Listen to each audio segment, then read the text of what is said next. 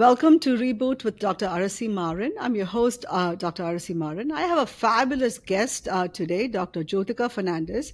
She's a long friend, and I've known her for quite some time since my residency days at the Medical University.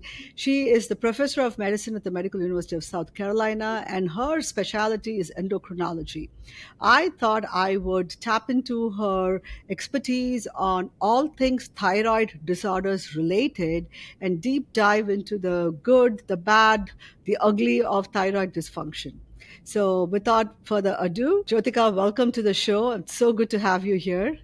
Thank you, Arsi. Thank you for inviting me. I look forward to talking to your viewers and answer some questions for them. Absolutely. So, Jyotika, why don't you introduce yourself to the audience? Where did your medical journey start off from? So, my medical journey started off in India. I did my initial medical school and medicine training there, and then I moved over to US almost 25 years ago. My husband is a cardiologist, so both of us came together. I trained initially at the Mayo Clinic in Rochester, and then we moved down to Houston, where I finished my residency and did my fellowship at the Baylor and MD Anderson program. My main clinical interests are endocrine tumors, thyroid diseases, and osteoporosis. But I see a lot of patients with thyroid disease in my practice. Fantastic, fantastic. So let's start with the basics, Jyotika. Let's start with the thyroid gland and what are the functions of the thyroid hormone per se? Sure. So the thyroid gland is a small butterfly-shaped gland that sits at the base of your neck. It has a very important function. It produces two hormones, T4 and some T3, that are kind of view them as chemical messengers. They travel in the body to different organs and are very important to control the cardiac function, the brain muscles, and the GI system, fertility. So it impacts several organ systems. A small gland, but it does a lot of work. I kind of consider it like gas for the body. And if you don't have enough of thyroid, it just kind of slows you down. And if you have too much, you're overstimulated, and everything is running at a much higher speed, if you were to say. But then over time, it kind of tires you out, and you wear down with that. To burn out. So it's really like, an overstimulation is not too much of a, thyroid hormone is also not a good thing. But good. No, I would say the other thing that we talk about thyroid disorders is goiters or thyroid nodules and thyroid cancers, which we can talk later. But thyroid um, goiter just means an enlarged thyroid. So a lot of patients will come to us because they have seen thyroid swelling in the base of the neck, and it's very easy to pick up. When you look at yourself in the mirror, we just tell you to take a sip of water and swallow. And if you see a gland which is just in the lower part of your neck below your Adam's apple moving up and down, and if you think that is enlarged, that is something also that should raise awareness that you should probably be talking to your healthcare provider regarding thyroid disorders. Can you tell us the relationship between iodine, the oral iodine, versus thyroid gland, and why is it important for us to consume iodized salt? That's a great question. So iodine is the basic molecule which helps in the formation of thyroid hormone. So in countries where there is iodine deficiency, patients can develop enlarged glands because the body is trying to compensate and trying to make up for the low iodine. Maternal thyroid health is very important because it also impacts the babies. So if in areas where there is iodine deficiency, there is a concern that when a child is born, they may have a goiter, which is then difficulty during delivery time, but also in the early development, iodine is very important for the neurodevelopment. So you can have lower IQ in a child if the mom's thyroid health was not optimized before delivery. So, I mean, is it like a compulsory thing that we all should have iodized salt? Because now people are like, oh, you don't need iodized salt. Let's just have non-iodized salt. What are your thoughts on that? And so no, we recommend iodine if you're having a healthy diet, with rich in fruits, vegetables, seafood, dairy products. These are good iodized sources. However, prior to iodinization of the salt, hypothyroidism was very common, and so we encourage people to have normal quantity of iodine, and which is in the iodized salt. I do not recommend people to start taking iodine drops. Some people do that. That can, like I said, too much of something is also not great. If you are prone, if you have thyroid nodules, or you suddenly start taking iodine, that can trigger hyperthyroidism too much suddenly if somebody gets iodine.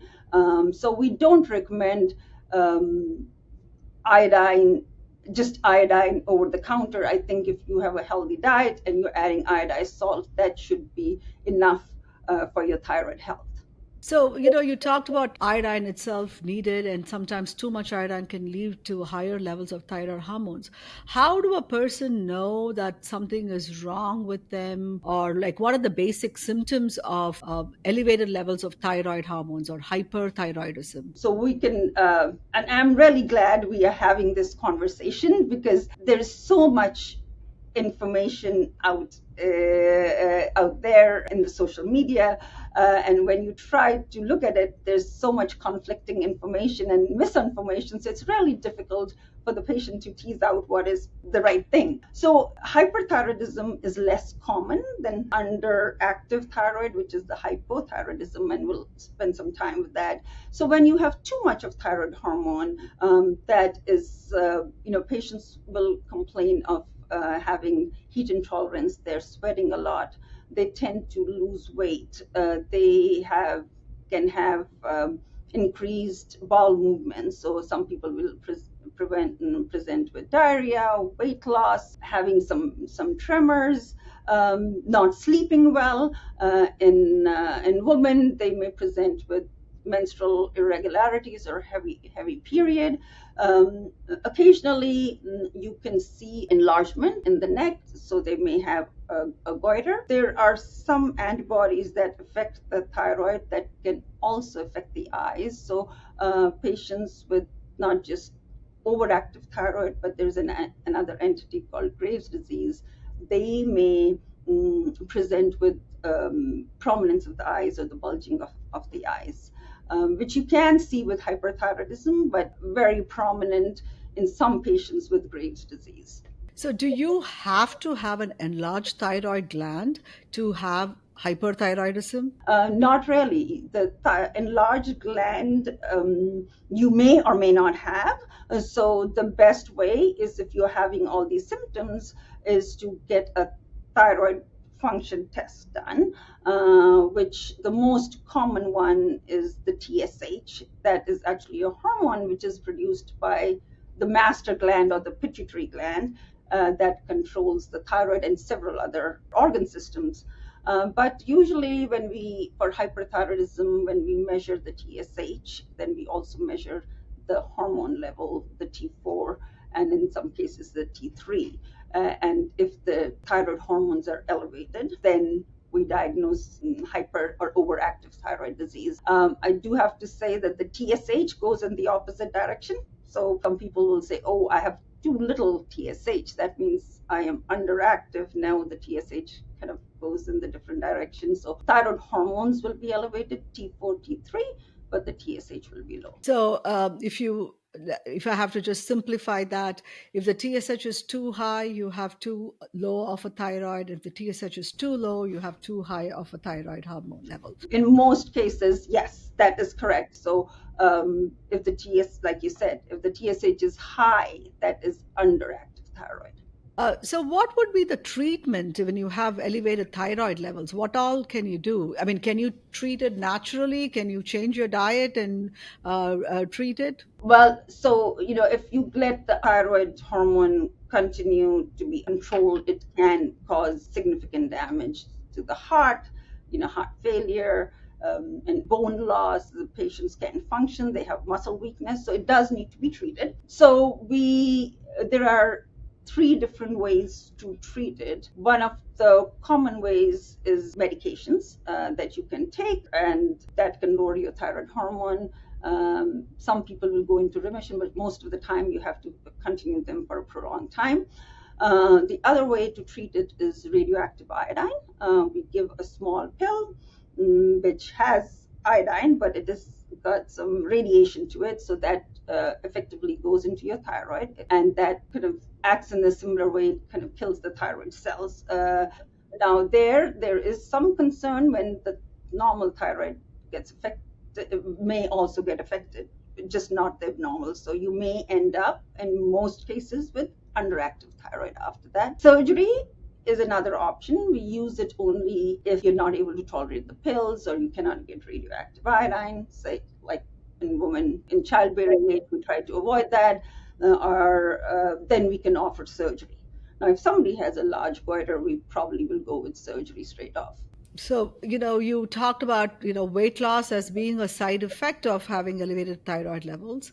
I have read of people kind of using thyroid pills, like, in the pharmacies and dispensing pharmacies, etc., using thyroid pills as a weight loss method for weight loss, which, as a cardiologist, obviously I'm completely against it. But I would like to hear your perspective. What are your thoughts about using thyroid hormone as a weight loss tool? Do not use thyroid for weight loss. Some people, have used it in the off label.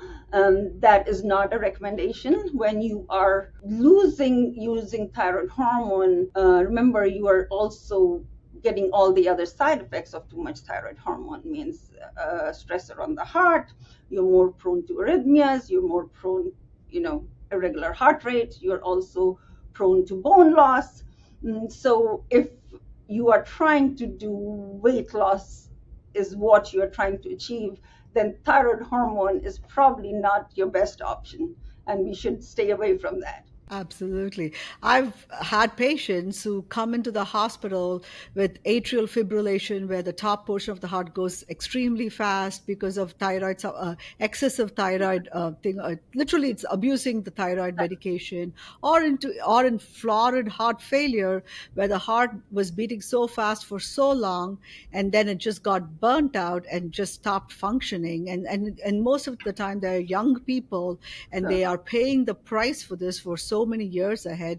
And I would personally say, of all the methods available right now to lose weight, using thyroid medications is probably the worst way to worst use of the medication. and exactly, we have much if exactly we have better drugs if our other options to treat weight, and definitely thyroid.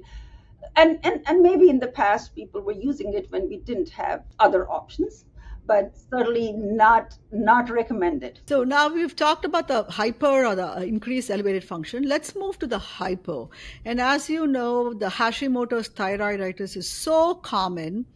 And let's start with that. And I want to get into deep dive into some specific questions. But how does low functioning thyroid, what are the symptoms of it? It's just the opposite. It just slows, everything is moving in a little slow motion, right? It's like driving a car and you have to keep pressing on the gas to get it moving. So after a little while, it's not going to work. So yes, hypothyroidism is much more common than the overactive thyroid, and patients can present with different, signs and symptoms. Some of them will just come with fatigue, others with weight gain, skin changes.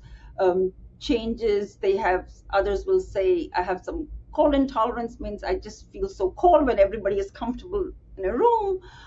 Women may present with infertility or menstrual irregularities.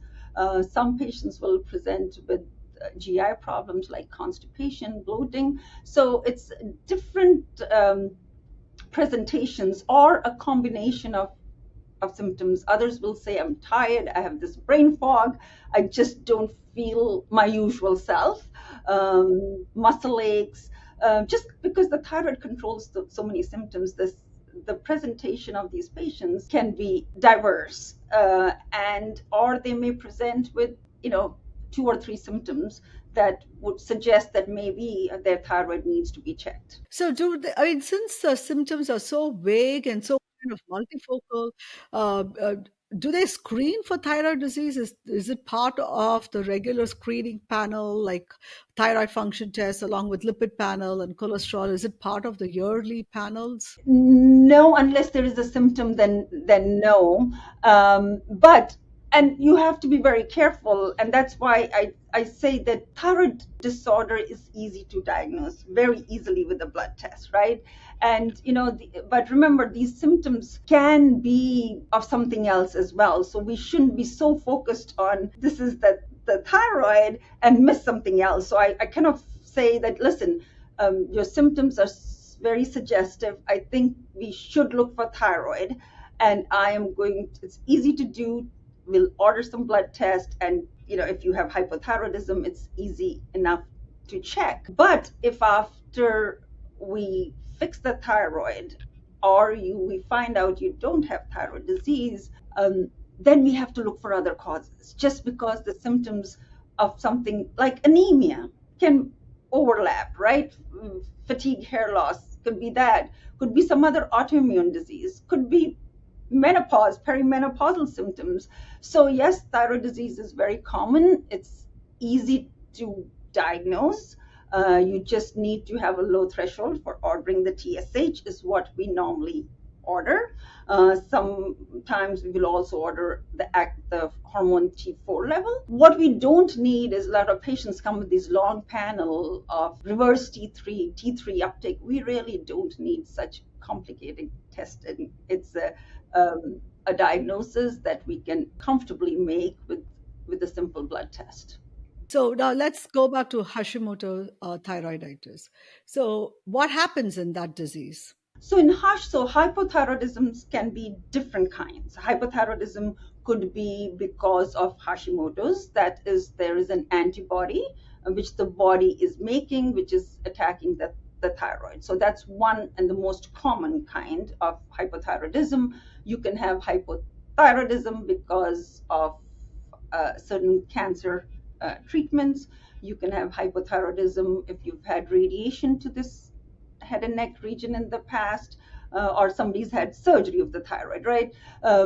Some women postpartum will develop some inflammation, or this post-inflammation, you can have hypothyroidism. But going back to your Hashimoto's, which is the most common, is an antibody which the body is making. It doesn't recognize the thyroid as its own. So these patients tend to have, we can do a blood test to check for thyroid antibodies. And if it's positive, and you have low thyroid hormone, we treat that. I do want to emphasize that just because you have thyroid antibodies positive, and we screen patients because sometimes it runs in families, it doesn't mean that you need to start thyroid hormone. if the antibody is positive, but your thyroid is still functioning fine, you don't need to be on thyroid hormone. So the treatment for Hashimoto's is just treating the low thyroid levels with thyroid supplementation. Correct. And there is, again, a lot of controversy and misinformation. The antibody just helps me make the diagnosis of giving somebody a label of, this is what you have. But the hypothyroidism is treated just like we treat the other forms of hypothyroidism. It's most patients are treated well, very well, with thyroid pill, which is the T4. The only thing I tell patients that they just have to, the doses may vary and we may have to do multiple titrations. So you just have to be patient that we start a dose based on your weight. Or if you're an elderly patient and I'm worried about cardiac symptoms, issues, we'll start on a lower and then dose, but then we titrate it up. So we'll get the dose right, but it may require multiple blood tests. So, a couple of the most important thing is, I have seen, especially on social media, oh, I don't lose weight because I have Hashimoto's disease. So, apart from affecting the thyroid level, does having Hashimoto's disease affect your metabolism? Does it make you, if your thyroid is well taken care of, if you're on adequate treatment for your decreased thyroid, should you still be struggling with weight loss or weight gain? Short answer is no.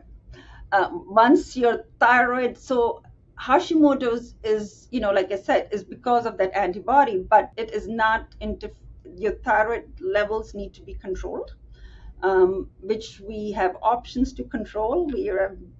And once we get that right, we that should not interfere with your weight loss. Now, weight loss is a little complicated. When patients get the diagnosis of thyroid disease, there's so much going on. Do we want to make sure we are taking care of our diet? We continue to do other things like exercise, right? So just because we have thyroid disease, we still can't forget, and it's not just for your thyroid, it's for your well-being. We encourage you to take care of your diet, you take care of your exercise. And sometimes the label of the thyroid disease can cause a lot of anxiety and depression. And so the question is, are we taking care of our mental health as well? So I think I tell patients, if we have reached, your thyroid levels look good, then, and you are not where you need to be in your health journey, then we need to explore other options and make sure there's nothing else happening. Absolutely.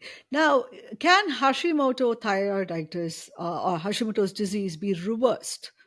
Because I, again, see a lot on social media. Oh, my Hashimoto's got fixed and I'm not on any thyroid supplementation anymore. I mean, can that happen? So the thyroid antibodies may fluctuate, but usually Hashimoto's is people need to be on the medication for lifelong. The antibody titers may go up and down, but it really doesn't change what we are going to be doing for them.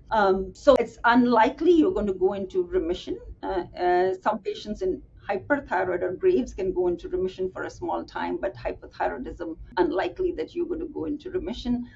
Yes, it is a lifestyle change. You do have to take that tablet, hormone replacement, in the morning, and then wait for a little time before it gets absorbed, and then you are on your way. So we have good way to treat it. And I think there is so much information, and I was scanning through some of it, special thyroid diets, thyroid cleansing, selenium. You don't really need to do all that. People ask me, should I be on a gluten-free diet? Because I have Hashimoto's, and that's why I've been told we do celiac panel. If the celiac panel is negative, and you don't have celiac disease, then no, you don't need to be on a special diet or a gluten-free diet. So it is celiac is also an autoimmune disease. Sometimes the autoimmune diseases can run together, and if we find that your levels are not where they need to be, we will also your level, you're not absorbing the medication, we'll do that.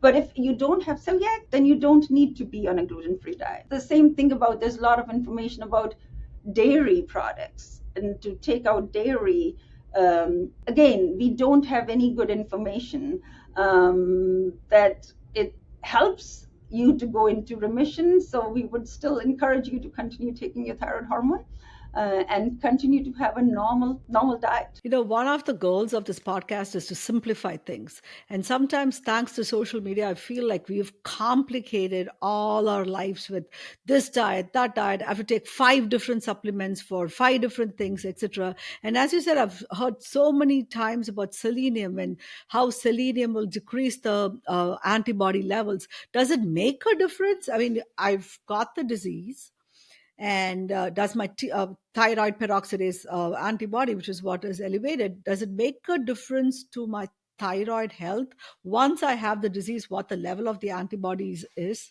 So there have been, without going into too much medical details, there have been studies done with both overactive thyroid and selenium and underactive thyroid and selenium, and we have no conclusive evidence that taking selenium supplements will help you with Hashimoto's or with any other thyroid disease. So I tell my patients, if you are having a normal diet, yes, selenium is important for the body, selenium is important for thyroid health, but taking selenium supplements is not the answer.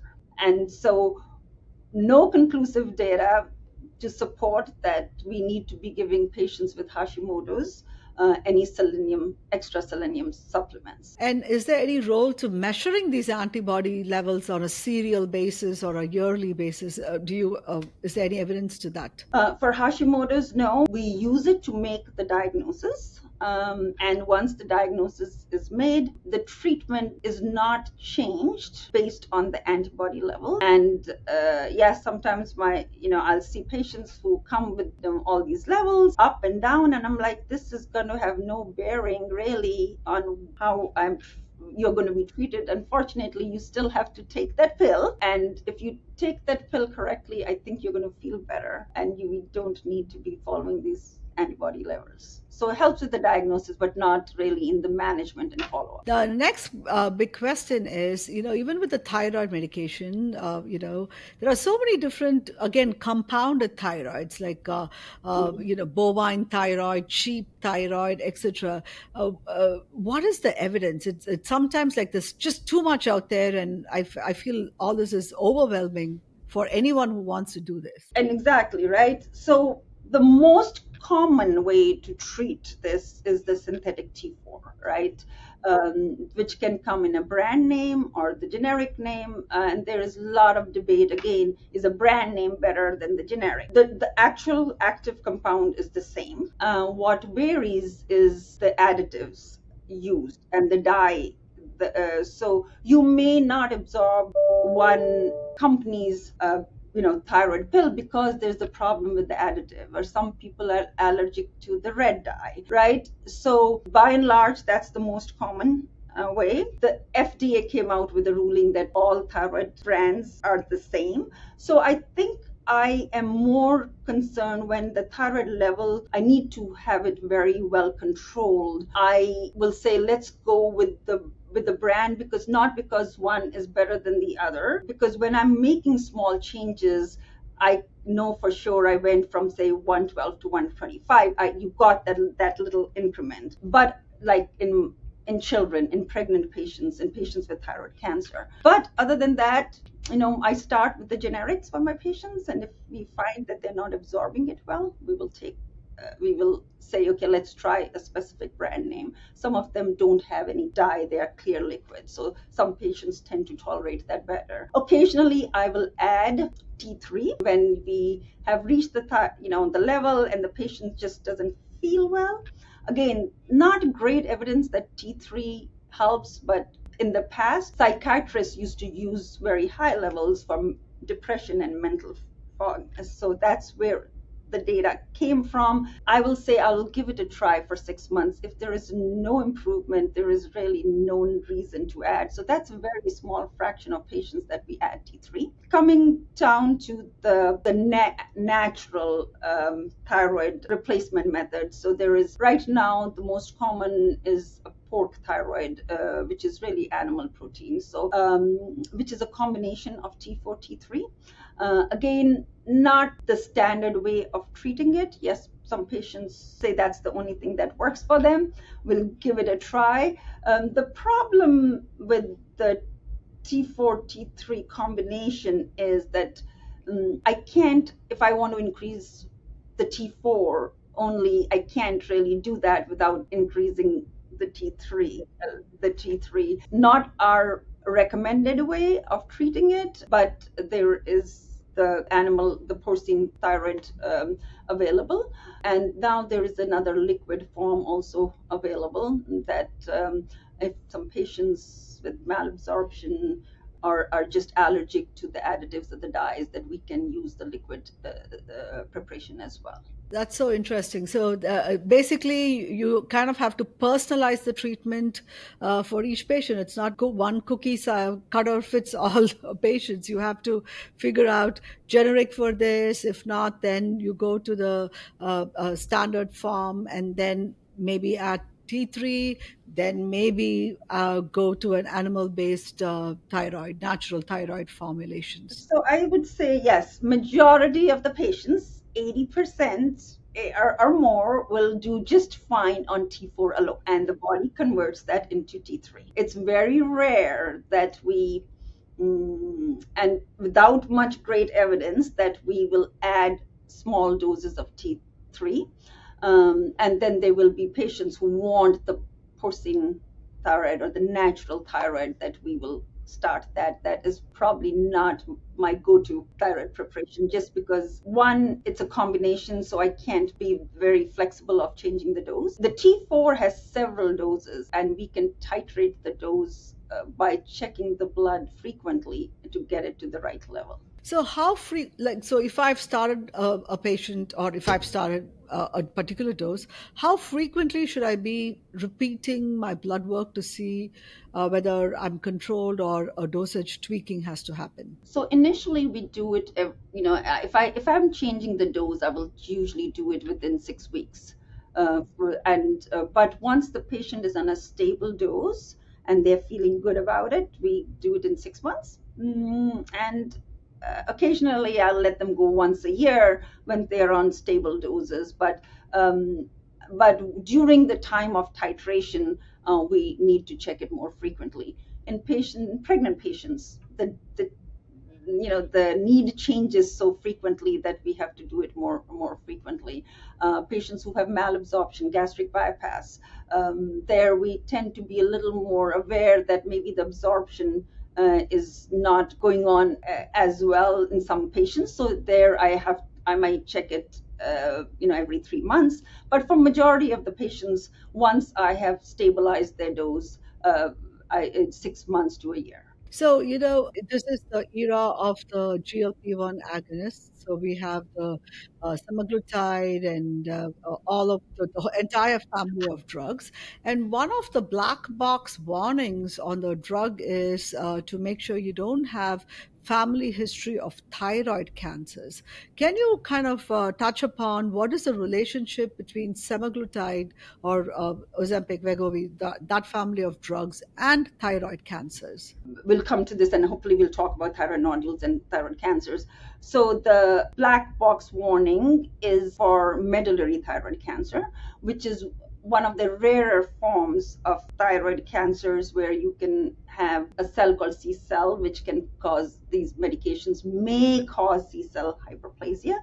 We don't typically use it in patients with either, and that medullary thyroid cancer tends to run more in families. So there can be, not all patients, but there can be a strong family history of medullary thyroid cancer. So if we typically will not use that medication for patients who have medullary thyroid cancer or a family history of medullary thyroid cancer without screening them. Having said that, there has been again some discussion because there was one study that came out that said possibly a slight increase in all thyroid cancers. That has not been borne out. But remember, thyroid cancers are fairly common and about 40,000 cases every year, right?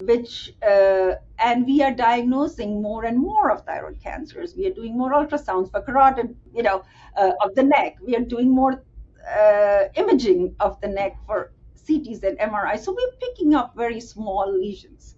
So at this point, we don't have good evidence that says that it's for any other thyroid cancers except the medullary thyroid cancers. So that is one group of patients that we would possibly avoid. So this kind of segues into the next topic, thyroid cancers and thyroid nodules. How do we even, like, apart from feeling a lump and looking for a lump, is that the only way to screen for thyroid cancer?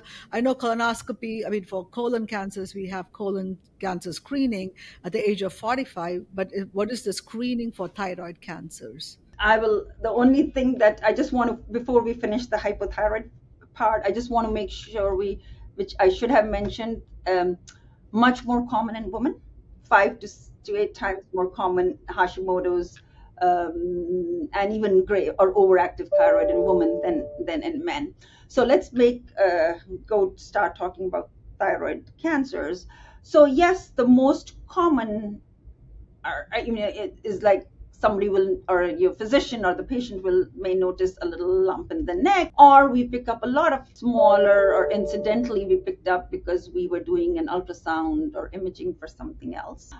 Occasionally patients will come with hoarseness of voice, difficulty swallowing, and that is very rare. But usually how we pick it up is either a lump that is picked up by either the patient or their health provider, or incidentally picked up doing some other imaging studies. So I don't want to raise any alarms here, but yes, thyroid cancer is, common.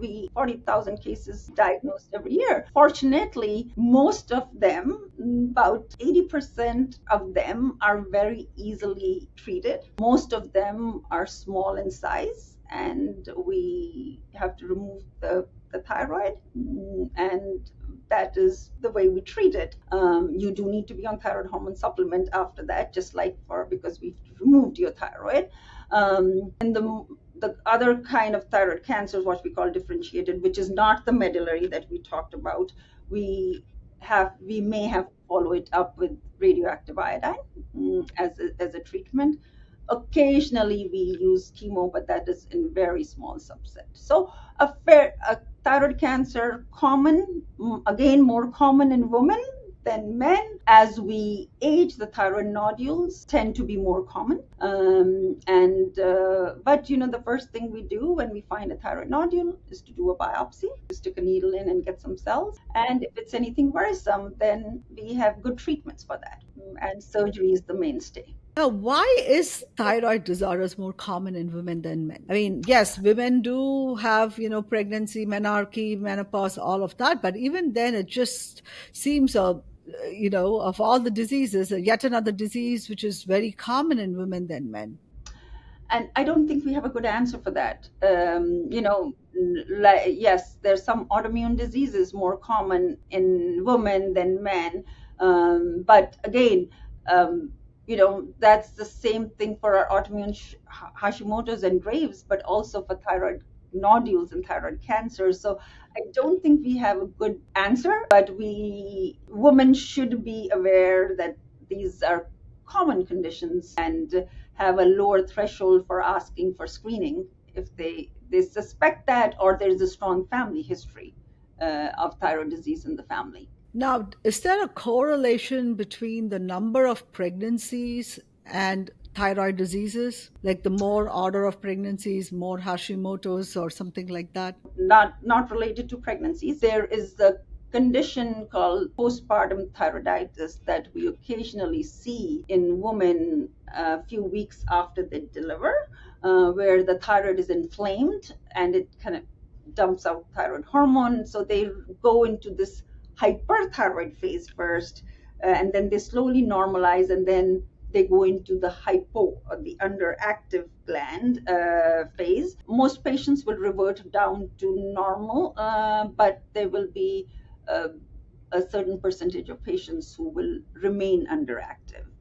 But so you do have to support the patient when they are hyperactive to treat the hyperactive part, and then when they become underactive to treat that. I can't imagine a time when you're just delivered a baby and you're always you're just not sleeping anyways. You're waking up every 3 hours, and you must be like, oh, this is really good. I'm waking up every 3 hours. I'm not able to sleep. Unless I really think it's a very difficult time to diagnose hyperthyroidism post pregnancy time. and and you're right, sometimes it gets missed. Some patients will complain of discomfort in the neck or pain in the neck because of the inflammation. Others will say, I kept blaming it on the pregnancy, that I wasn't feeling well, but this seems to be different from my last time I had the child, or this is different from what I'm hearing from other people.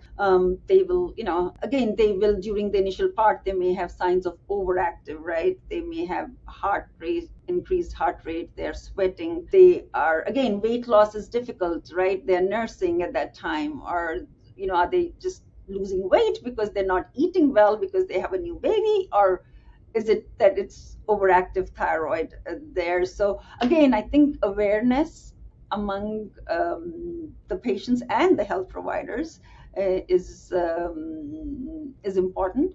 Fortunately, it's not very common, and even when we do diagnose it, we have a good treatment for it. Absolutely. Jyotika, thank you so much. I think we've discussed all the aspects of thyroid disease. I mean, thanks for pointing out that it is more common in women, and the best thing to do is to be very aware and talk to your provider and get screened for thyroid disease, because it clearly can affect from head to toe. And thanks for again cautioning about excessive use of supplementation or excessive blood testing and getting results of things which basically you're like, yes, I know this is information, I don't know what to do with that information. Thank you very, very much. I really enjoyed this conversation. Any parting words to our audience you want to convey? Well, thank you for having me. And now I will say that it's a journey. Thyroid, once you get diagnosed, it's a journey. It's a lot of them are young women, functioning women. So yes, it is a little bit of a change in lifestyle and what they're used to. Nobody wants to be diagnosed with a chronic disease at a young age, or at any point in their lives. So you have your healthcare provider who is there to help you. Just remember to take your medications. And what I didn't talk, RC, is that it's very important to take these medications on time, and to take it on an empty stomach, because if you take it with other supplements, it can interfere with their absorption. So just remember to take these medications as prescribed, and we are there to help you. Yes, I usually tell them for thyroid medication, keep it right next to your toothbrush, brush your teeth, and take your pill. So by the time you shower and do your other stuff and come, there's at least some gap between your morning coffee and your thyroid medication. Your coffee, exactly, right? Have a routine. Yes. And just make it part of your routine. And we have different ways and different doses, and we'll get it right. But at the end, if you don't feel good and we have treated it, I think it's very important to look for other causes and not get so focused and say, it's my thyroid. Absolutely. Thank you so much, Jyotika. I truly appreciate your time. Thank you so much for listening. If you found us valuable, you can subscribe to the show on Apple Podcasts, Spotify, or any of your favorite podcast app. And also, please consider leaving us a rating or a review, as that helps others find the podcast too. I hope you have a great week ahead.